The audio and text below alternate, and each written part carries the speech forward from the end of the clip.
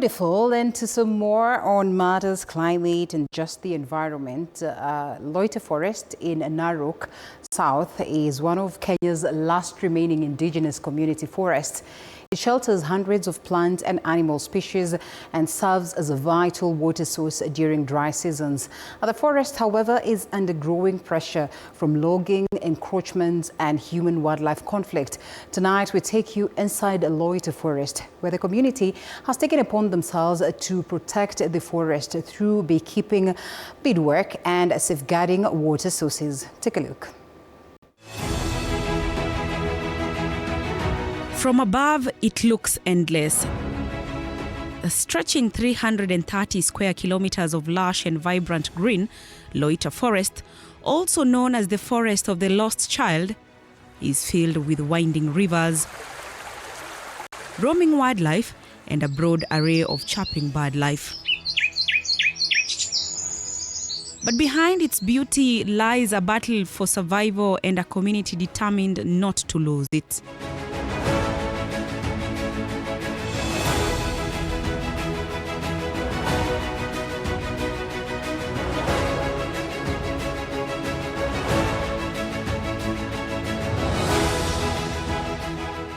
To the Maasai community, this forest is more than just trees.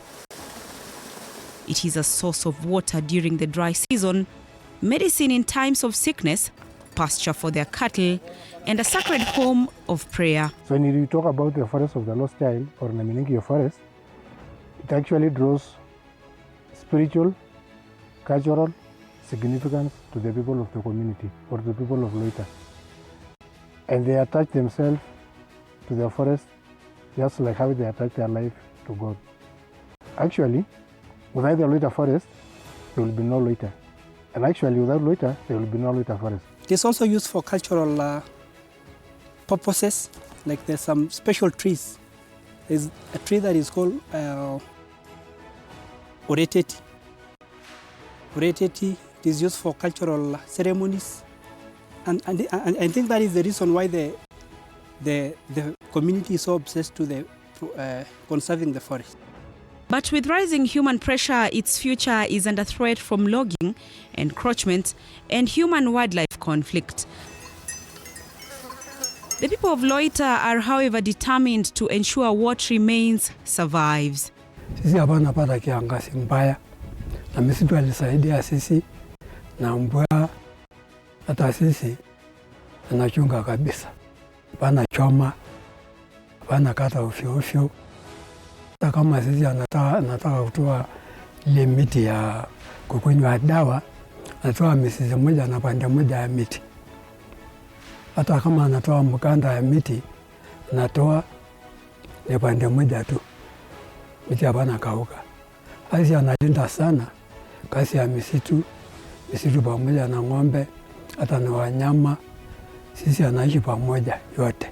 If you go to other places, there has been a lot of deforestation.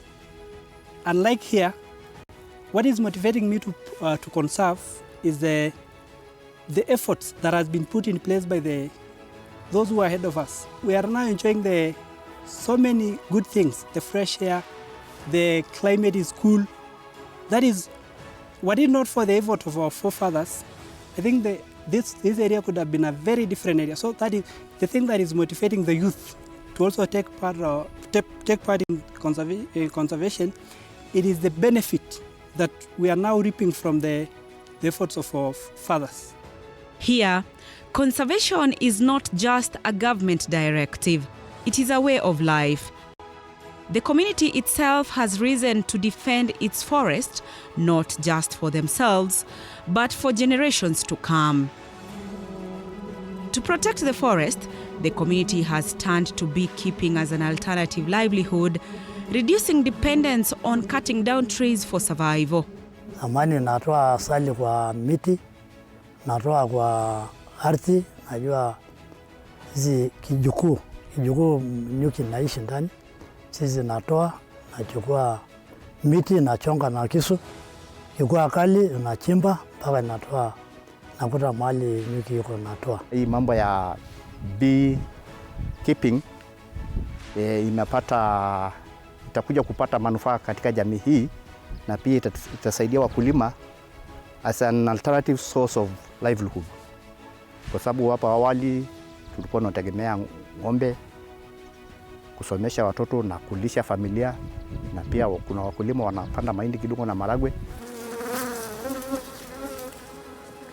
When it comes to adaptation to climate change, bees, they do not require a lot of space. The only thing they require is water and maybe forage in terms of the forests. So when it comes to beekeeping, it's a good enterprise because it in itself, it is able to withstand even harsh conditions, as opposed to, say, livestock, because like a few years ago, you knew what was happening in the country. There was serious drought. Many people lost their livestock. When it comes to crops, if there is no rain, the crops will not grow. But with bees, they will be there throughout the year.